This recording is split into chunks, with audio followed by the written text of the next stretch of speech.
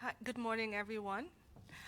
I am Sharita Granum, Project Officer in the Prime Minister's Office, and today it is my distinct pleasure to welcome and thank you all for joining us for this morning's press briefing.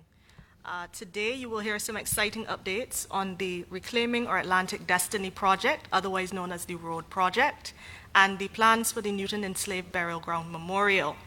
So today we will be addressed by Prime Minister the Honourable Mia Amor Mottley, Dr. Kevin Farmer, Deputy Director of the Barbados Museum and Historical Society, Sir David Ajay, world-renowned Ghanaian-British architect of Smithsonian National Museum of African American History and Culture fame, Dr. Maxwell Anderson, American art historian, author, and president of the Souls Grown Deep Foundation, representing the Isayo LMI Consortium, and Ms. Ingrid Thompson, Chief Archivist at the Barbados Archives Department.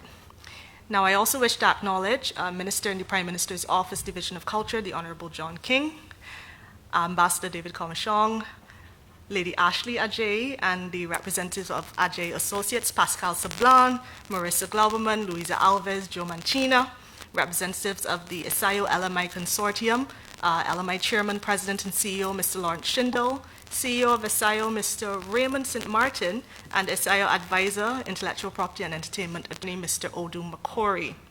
Permanent Secretary in the Prime Minister's Office, Division of Culture, Mr. J. Hugh Wiltshire, CEO of the National Cultural Foundation, Ms. Carol Roberts-Reefer, Special Advisor to the Prime Minister, Mr. Jonathan Reed, Director of the Barbados Museum and Historical Society, Ms. Alexandra Cummings, Chairman of our Road Advisory Committee, Mr. Douglas Luke, other members of the Road Advisory Committee, members of the media, ladies and gentlemen. That was a mouthful. And now, all protocols having been established, I think we can get on the road, all pun intended. So at this time, I wish to invite Prime Minister, the Honourable Mia Amor Mottley, to open the remarks and lay the context for us this morning. Prime Minister? Thank you very much, Sharita. Distinguished guests all, my task is an easy task this morning. I'm here to lend both my voice and my office to what I believe to be one of the most significant projects that this country will ever undertake since independence. This week, we have completed the process as we all continue to be brimming with pride. But that will only mean something if we can literally follow through with credible and tangible projects across a range of social and economic endeavors. One of the first ones that this government has chosen to support is the road project, Reclaiming Our Atlantic Destiny, which allows us to be able to bring to fruition work that has been undertaken over the last 40 or so years in this nation.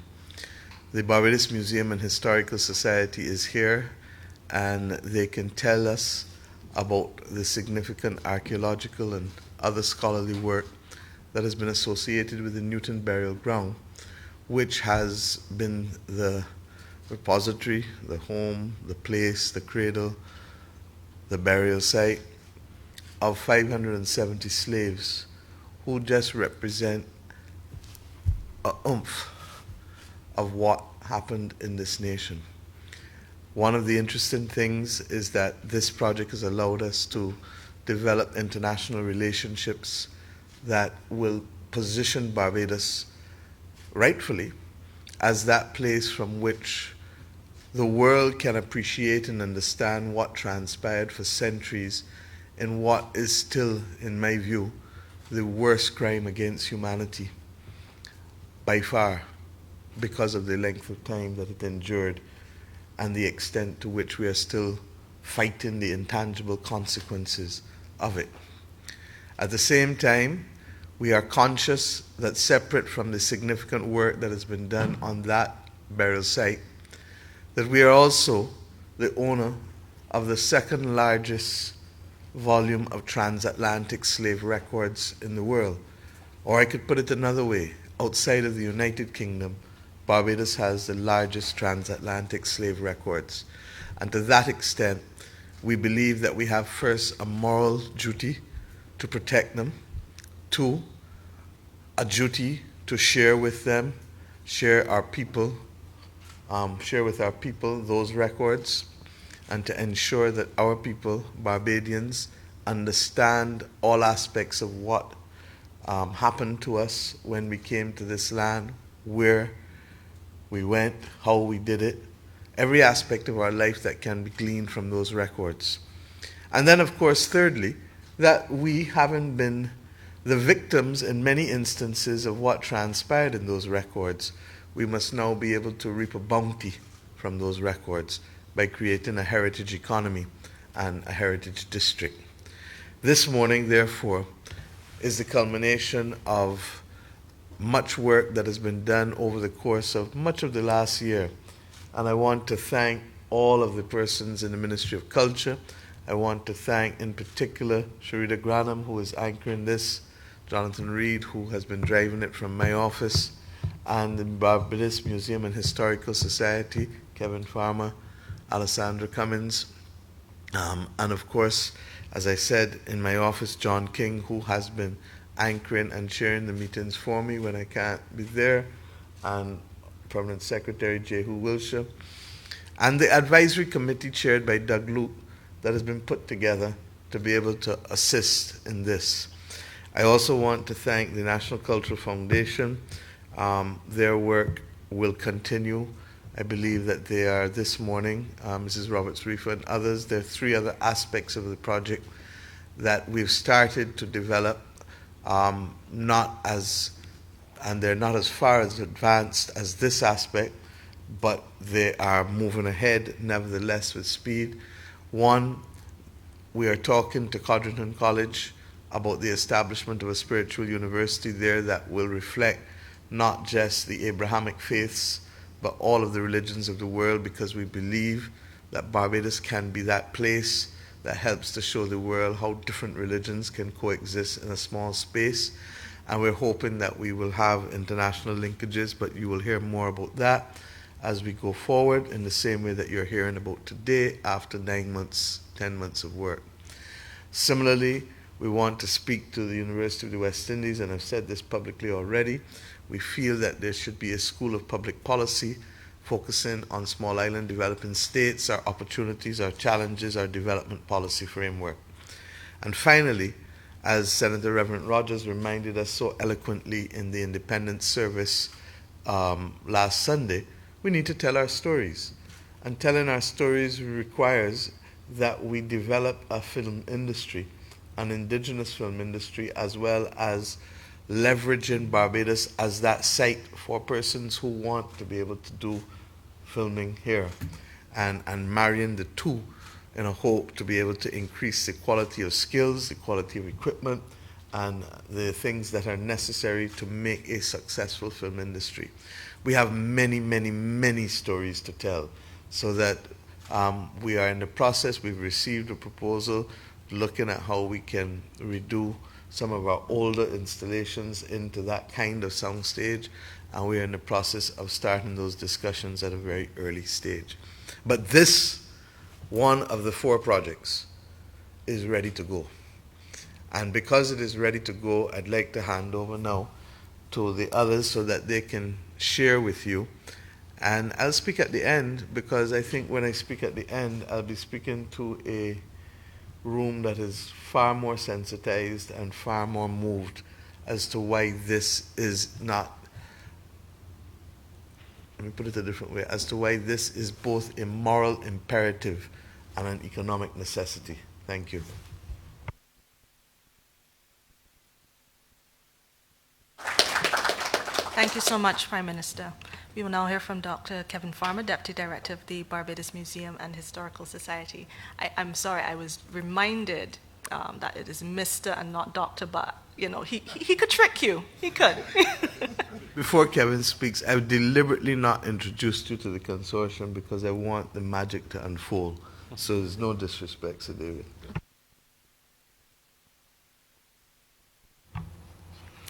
Good morning. Thank you, Sharita. Thank you, Prime Minister. All protocols having been established. My task is a simple one, to remind us of what is the significance of the enslaved burial ground at Newton. That enslaved burial ground, created in 1660 and until the 1834 Emancipation Declaration was a cemetery for the enslaved who worked on that plantation. The enslaved were displaced at emancipation, and their sites, both villages and burial grounds on this island, underwent a system of erasure. What remained was recovered in the 1970s through the oral testimony of a descendant of those buried there, while speaking to the researchers Jerome Handler and Frederick Lang. That led to the site being excavated, and what was found was, at that time, seminal, and it still remains so. Newton Burial Ground, as excavated, is the only extant communal enslaved burial ground used by a singular plantation in this hemisphere. The rarity of the site's authenticity and integrity is unparalleled. Its significance resides in how it memorializes us, our ancestors in and outside of our island, wherever they are in the diaspora. It allows us a space to pay homage to our ancestors, to acknowledge their sacrifice as part of an invidious system of forced migration that changed the world, and their enduring legacy for future generations is of critical importance to the continued construction of national identity in this age of republic. The journey here has been assisted by many, many people over the last 40 years. The list is long, but I promise you I will keep mine short. To Mr. Ward and the Ward family for donating the burial ground to the museum in the 1990s. To Sir Trevor Carmichael as president for securing this legacy and ensuring the BMHS would be careful stewards of the property for not only our people, but for the world. Mr. Honourable Mia Mottley, as a former council member who recognized the importance and value of the site and helped secure the gift for future generations. The museum's original committee, chaired by Sir Woodville Marshall, who started the process of planning and researching for the development of, at that time, a slavery museum, and the current Enslaved Newton Burial Ground Committee, chaired by Dr. Tara Innes, for continuing the planning and development process for Newton, its associated Museum of Enslavement, and for keeping the faith by working to ensure inclusiveness, education, and community accessibility, which remain at the heart of this project. Finally, to Ms. Alexandra Cummins as director, who is both the bridge to both committees, but also for securing earlier funding through UNESCO for the research and initial conceptualization for the museum, and ensuring that the site was in fact listed on UNESCO's slave route signage process. We thank them for their tireless work and look forward to this bright future as we embark on the road to envisioning a new heritage economy with the collaboration of the PMO Division of Culture, the Archives Department, Ajay and Associates, the Consortium, ISAIO and LMI, and the vision of the Prime Minister in centering our aspirational story from what is a global site of memory, of significance, and of conscience. Thank you.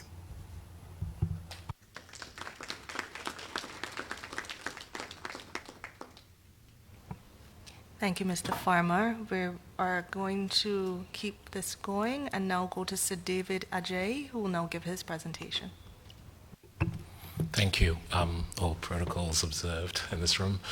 If I may, perhaps, Sharida, I probably should just give Sir David his due. Sir David Ajay is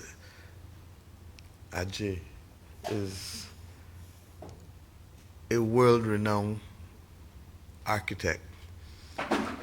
You will best know him, this part of the world, for his magnificent work in the African American Museum in Washington, D.C., which was designed by himself and his firm, and for the considerable other work that he's doing in the Middle East, in Africa, in Europe, in America.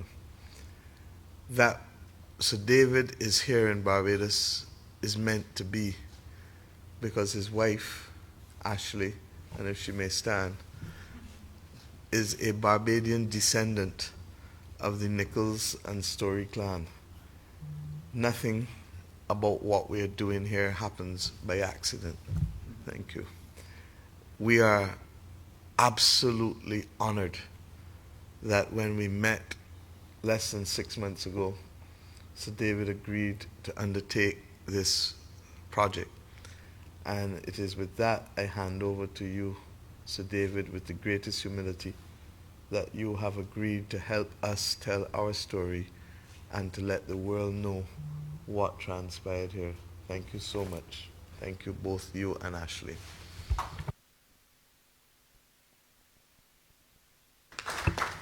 Prime Minister, I'm deeply humbled by your words.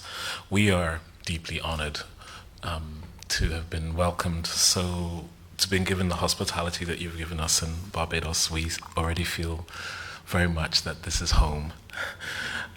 So I hope that we can say that. This project is really at the heart of why I was inspired to become an architect, that stories and structures and monuments that really define our worlds, which have been devoid of stories of people, of the diaspora, of Africa, need in the 21st century to emerge. We need to emerge. And memorials are a profound way of creating a moral compass for future generations to understand who they are. As human beings, we are ritual creatures. We think we're not, but we are ritual creatures, and we need sites to celebrate and commemorate our rituals as human beings. And there is a history throughout the beginnings of humankind, through the cradle of humanity in the Rift Valley, right across the great civilizations of West Africa and the great civilizations of East Africa and the Mediterranean, that speak to this deep need to acknowledge who you are and who you want to say you were to future generations and to the generations that are here. So this project for me really was about honoring the extraordinary moment that has happened, that this site was not plowed, didn't become agricultural because of a phenomena of geography and geology, that this site stayed as a burial ground. And it's a gift to us, and one that I'm so proud that Barbados has been a steward of, looking after this, and now will use this to honor the ancestors that were buried there. There are 570 ancestors that are buried there, and that is the starting point of the project. The project visualizes these ancestors as totems that are no longer invisible, but totems that will become visible, totems that are connected to the cosmos, because we all come from this soup of a universe that we live in. There are discs of light. If you look at our histories, our ancestors always understood that we connect to the cosmos and we belong to the land. And this monument is about honoring that. The totems connect us to the cosmos and connect us to our desires and futures. And the circle is made from the land. And we searched for the land that connects to the motherland, and Barbados has it in a place that you call Scotland. This beautiful place, this extraordinary laterite red iron oxide earth, which is all over the sort of beginnings, the cradle of where our humankind has created civilizations and came from. So this earth, we hope, will be used to create a circle of commemoration and a place of ritual that will honor these ancestors, but also become, we believe and hope, a place that the connections to all the different parts of the world that Barbados has, and the archive and lays testimony to that, will also find this space as a space to remember and to ritualize and to create as a time capsule to the ambitions of this new republic and its future. So I could explain more, but I think that we have an amazing video that really tries to capture that. And so let's play that, and then we can move from there.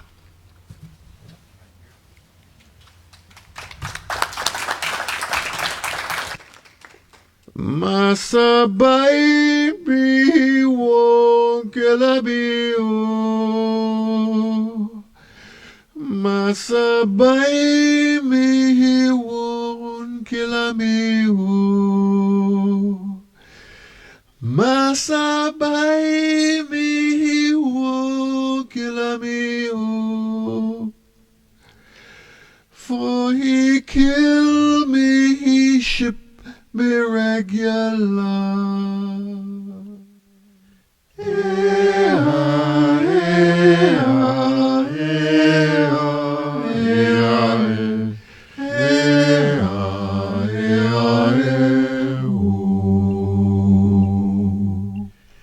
Oh, I live with a bad man, oh Lord. Oh, I live with a bad man, oh Badabo. Oh, I live with a bad man, oh Lord. For I go to the riverside regular.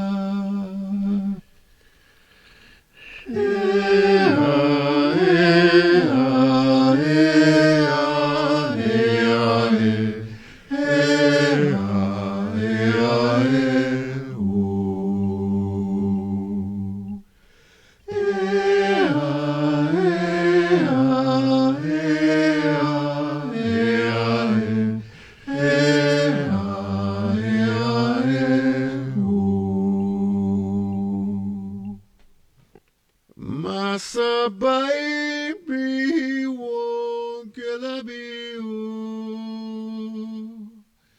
Masa baby he won't kill me, oh.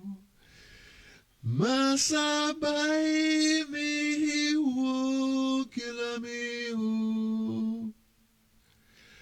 For he kill me, he ship me regular.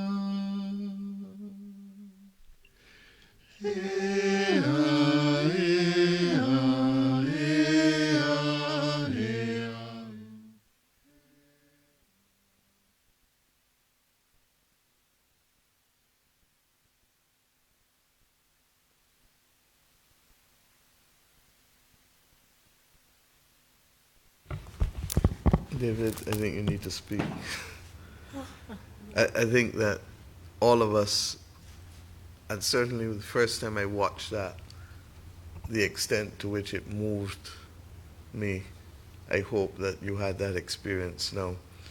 This is just the memorial, but I think, David, you can contextualize the other things that you're looking to put there, or Max will do that as well. Exactly. Thank you. I'll hand over to Max, who will actually talk about all the other things that will support the memorial. Thank you, Sir David, for that inspired vision. I think we can all agree that that is absolutely world class. To give you your credit, as the Prime Minister said, we do know that your most well-known commission to date was the Smithsonian National Museum of African American History and Culture. Your portfolio also includes the Edo Museum of West African Art in Benin City, Nigeria, the Africa Institute in Sharjah, UAE, the Thabo Mbeki Presidential Library in Johannesburg, South Africa, and the UK Holocaust Memorial and Learning Centre situated in London next to the Houses of Parliament. And Barbados can certainly take great pride in the fact that the memorial situated at the Newton Enslaved Burial Ground will join such esteemed company. So thank you again for that. We will now go to Dr. Maxwell Anderson of the SIO LMI Consortium to give us some additional context, because as the Prime Minister alluded, this is one part of a much larger vision for this project. Thank you, Charita, and Prime Minister, thank you also for encouraging this morning's extraordinary presentation by Sir David, which I think leaves all of us wondering what could possibly be more than that. And I also have to observe that he, because he's in such great demand internationally, will be taking his leave very shortly to a flight to his next assignment. So it's such a pleasure to be with you, David. Thank you so much for your work. As members of the Road Consortium, LMI Group International, through its chairman and CEO, Mr. Lawrence M. Schindel, and I are very excited to be working both with Ajay Associates and with our colleagues here in Barbados to assist in the digitization, the forensic analysis, and public presentation of the invaluable heritage of Barbados. The design of the memorial, which we've just seen, so moving, so much a call to the possibilities of architecture and design in calling forth the stories of the ancestors, is the first phase of what's envisaged to be a cultural heritage district, and one of many manifestations of the road project, as the Prime Minister said.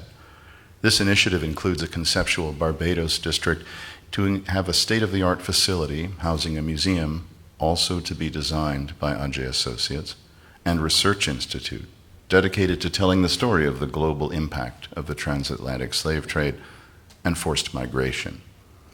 The facility would include public displays of original manuscripts, ledgers, photographs, and other materials, along with a large, climate-controlled, open storage section, major event spaces, and the amenities typical of comparable leading cultural institutions worldwide. Beyond its walls are imagined outdoor performance spaces that would highlight both historical and contemporary cultural offerings, from music to dance, digital projection, as the Prime Minister said, film, and other art forms. And together, all of these initiatives would lead to economic development, the creation of expansive job opportunities for Barbadians in sectors ranging from cultural tourism to hospitality to technological innovation.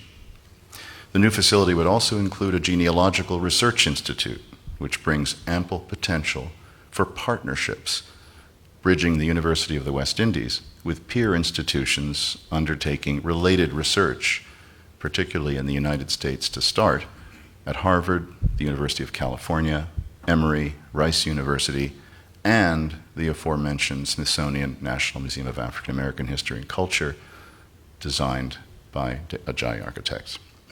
Our colleagues in the consortium are here also from the pioneering technological enterprise, ESAIO, represented by its CEO, Raymond St. Martin. Raymond, would you stand? And with his colleague, Aidu Maikori, Esquire. Aidu? They're exploring the ample uses of their proprietary software in protecting Barbados's ownership pertaining to the heritage data and records, while amplifying this information by surfacing and connecting the stories of Barbados's people, culture, places, and significant objects.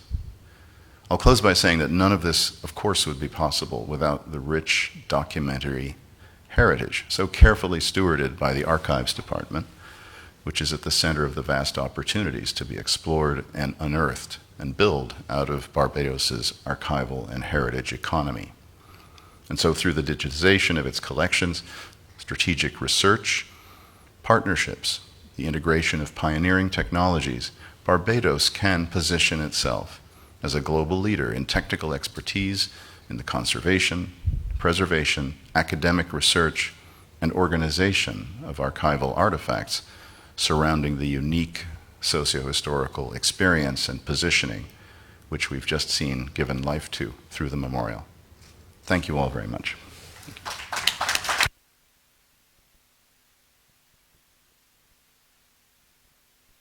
Thank you so much, Dr. Anderson. We will now welcome remarks from Ms. Ingrid Thompson, Chief Archivist of the Barbados Archives Department. Thank you, Sharita. Good morning, ladies and gentlemen. The Barbados Archives Department is home to an enormous and impressive collection of historical documents and records which provide information about many, if not the vast majority, of the places, people, and institutions of Barbados. The department has within its holdings millions of pages of these documents, dating as far back as 1635. At the archives, we possess the second largest collection of records within this hemisphere on the British transatlantic slavery period. Through these records, we are able to give a clear and accurate historical account of those who came before us, providing a connection for our current and future generations to Barbados' history and the lessons of the past. These records and stories to be told from them form the basis of the several projects which you have been hearing of today. These stories bear so much relevance not only to Barbadians at home and throughout the diaspora, but to so many millions throughout the global community with whom we have so many connections and shared experiences as a result of the many migrations, both forced or voluntary, throughout the world and throughout history. These archives preserve the memory of our country and the journey of our ancestors from their several destinations to and from Barbados. We will digitize these invaluable national assets in an effort to ensure we are able to properly protect nearly 400 years of Barbados' documented history. We know that any loss would have significant local ramifications, and given the critical relevance of Barbados' experience to world history, the effects would also be felt globally. Digitization positions the Archives Department to better serve the needs and demands of its increasingly diverse and digitally oriented clients. Additionally, it sets the foundation for us to introduce a suite of new revenue-generating opportunities for Barbadians to benefit from. As we engage with these records and unearth the many stories in their current format and future state, it is believed that on the heels of republicanism, a new national consciousness will emerge among our people, which can only be done to the benefit of all. Before I finish, it would be remiss of me not to thank Minister John King, who from the time he took up the role as the Minister of Culture in 2018 have been relentless in his effort, along with my permanent secretary, Mr. J. Hugh Wilshire, in trying to find avenues to use these archival documents for the benefit of Barbadians in our country. Minister, I thank you. PS Wilshire, I thank you. I also want to thank staff at the Division of Culture and archive staff for their support over the years. This is the first time in my 35.5 years working in the archives that we have been having so much attention paid to us. And I want to thank everyone. I'm sure there are persons that do not even know there's an archives department in Barbados. But I want to thank everyone this morning. And as our Prime Minister always says, we know it's a lot of work. It's a very exciting journey. But as our Prime Minister always says, we got this. Thank you.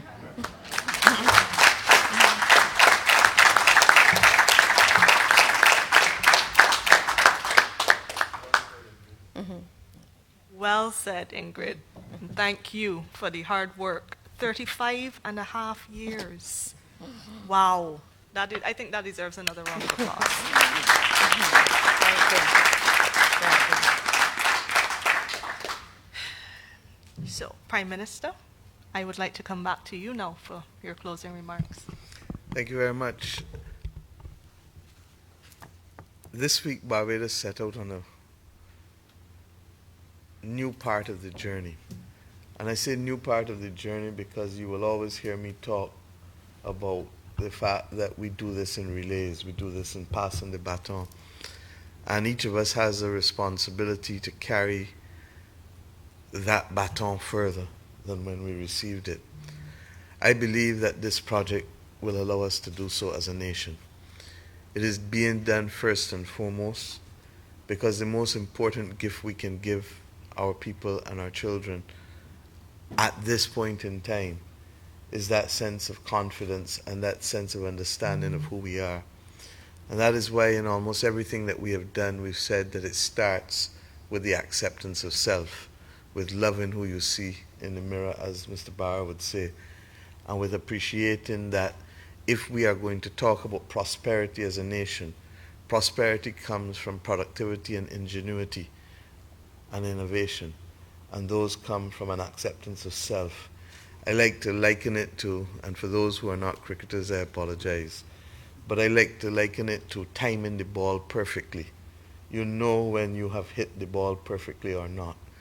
And you do that out of a sense of not only technical capacity, but also mental connection. It is no different in building a nation. And therefore, what we are seeking to do here, first and foremost, is rooted in shaping our people to be the best that they can be, to love who they see, and to honor both the past, the present, but also honor the future that they want to build. This country has a complex and difficult history. And that's why I said on Independence Day that we need to come to grips with having difficult conversations. This is the country that has the ignominy of being that place that created the Slave Code of 1661, which came to be the standard by which all others managed, exploited, and terrorized human beings as slaves. This is the country, and the work is still ongoing, that the historians are saying led also to a genocide by the plundering of others prior to the British settlement of those who lived here. That they lived here is not in doubt, because even us in the 20th century have found the artifacts of their existence. But that they were not present when the British came was largely because the British were not the first who came. We have a responsibility as a nation to help the world understand how it can recover from that greatest crime against humanity.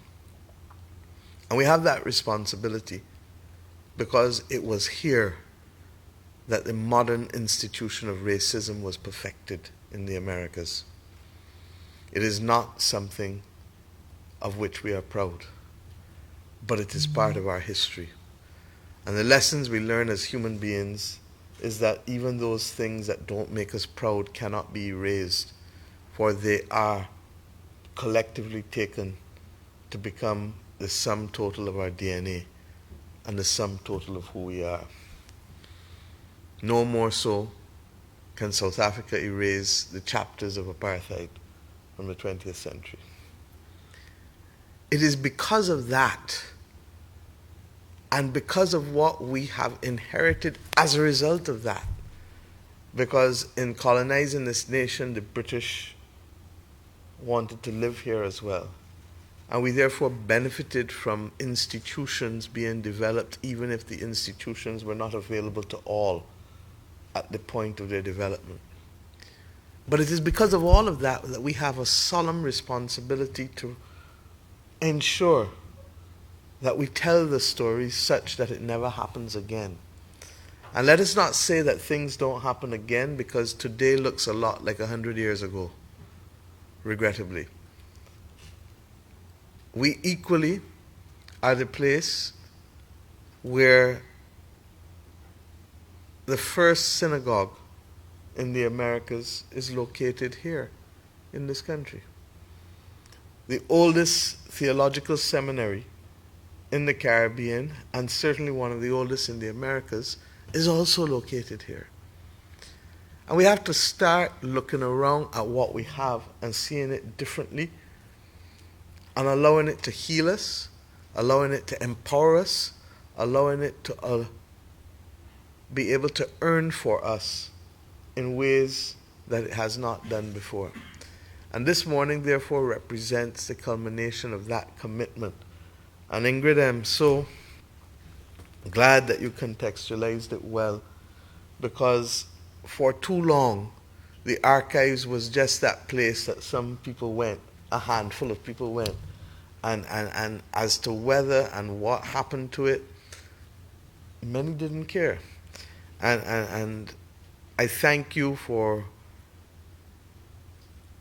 preserving over the years those records and all who would have worked with you. I know your predecessor, Christine Matthews, who also, when I served as a previous Minister of Culture, was adamant about its importance and its maintenance. And John, I thank you and the PS also for carrying the early parts and making sure that these things have to be recognized. The bottom line is that this will be a labor of love, but it won't only be financed by the government of Barbados. We wish we could do all on our own. We cannot, but we have the commitment to start and to do enough of it that we believe that other persons of like mind who recognize that this is a global asset and not just a Barbadian asset will also come to the fore. And that's one of the reasons why we've put together the consortium that we have to work alongside Ajay Associates in order to ensure that this project can be completed over the course of the next 3 years or so. We would love to have it completed by 2024, but at the very latest we are trying for 2025. And we have enough to start, and we believe that breaking it out into phases will allow us to be able to achieve that which might otherwise be seen incapable of being achieved, especially as we fight all of the other battles that we are fighting today as a nation. So with those words, I'd like to thank all of the persons. I'm conscious that Sir David is leaving us now. We thank all of you for being with us. This has been a special week. But we thank you more than anything else, everyone here. Everyone who is in this room is here for a reason. And you've, in some way or another, been part of the journey and will continue to be part of the journey. I believe that there will be a global press release this afternoon, given the importance of what this project is in Barbados, is about Barbados, but it is for the world.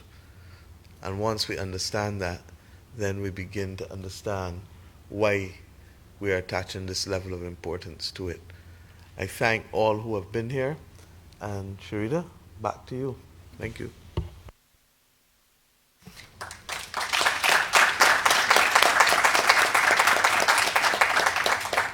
Thank you, Prime Minister, for summing that up so nicely. Very inspiring. We have a moral obligation to the generations that follow.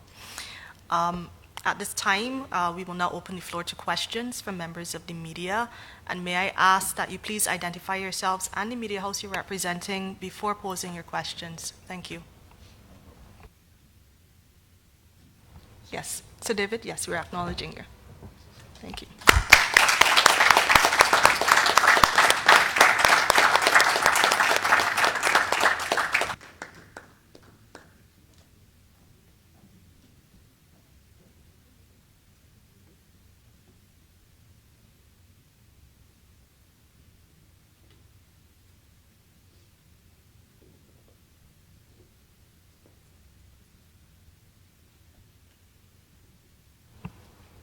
Any questions from any of the members of the media present?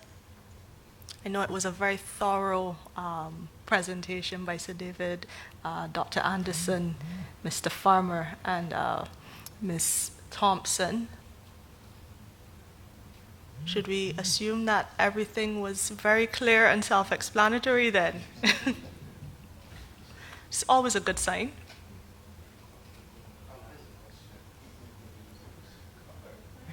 Wow.